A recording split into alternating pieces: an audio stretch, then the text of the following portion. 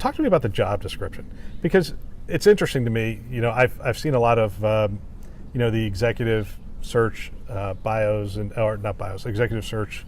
What do you call it? Job spec. Yeah, the job spec for them, and I read some of them and I'm going, that's not what you want. I understand how they got there. It was like job spec by committee, right? And everybody sort of just put their thing in, and right. I'm like, if you hire that person, you're not going to be happy. It's my first thought. Interesting. Yeah.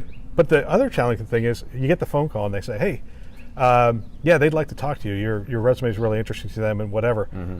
Who do you show up as? I mean, it's like, okay, you're trying to hire a tactical CIO who's strategic, and you're looking at it going, all right, so if I'm too strategic, the tactical people are going to go, well, he really doesn't understand the blocking, tackling of the job. And if you're too tactical, the strategic people are going to go, well, he doesn't understand the trends that are going on in the industry and where it's going. Yeah, no, absolutely. Well, one of the things that's happening in that situation is you've got, one hiring manager, but you have 3 or 4 at least really significant influencers in the decision, and they all want to hire different people.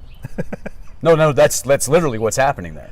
One of the things I will say about a really good executive search, outside executive search consultant, is coming in up front, upstream, and getting everybody on the same page as much as there is able to say, listen, you can't, this person doesn't exist. Right, you're hiring a healthcare CIO, and you want all these things, and the base comp is whatever it is. First of all, this person doesn't exist, and if you could find them, they wouldn't work for you; you'd work for them. So that's partly when you see a job spec like that, it's reflecting the fact that the decision makers within the organization have not really gotten on the same page. And the role of the executive search firm.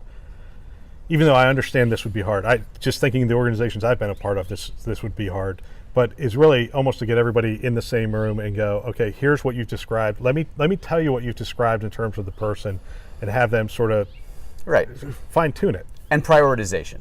Right. I mean, really, it's prioritization. Would you take all these things? Yeah, but let's stack rank them and figure out what are the things that you absolutely positively must have. That's very, again, kind of pull the curtain a little bit on executive search. That's very important in terms of getting deals closed. Right. Because if you can't get people up front to agree on what the priorities are, then when you get downstream and everybody's like, well, I don't know, because this guy, eats granola on Thursday mornings and I'm not in favor of that. You're like, hey, listen, we agreed the priorities were not the granola, it was these other things. And so, that's how we're going to actually get the deal done.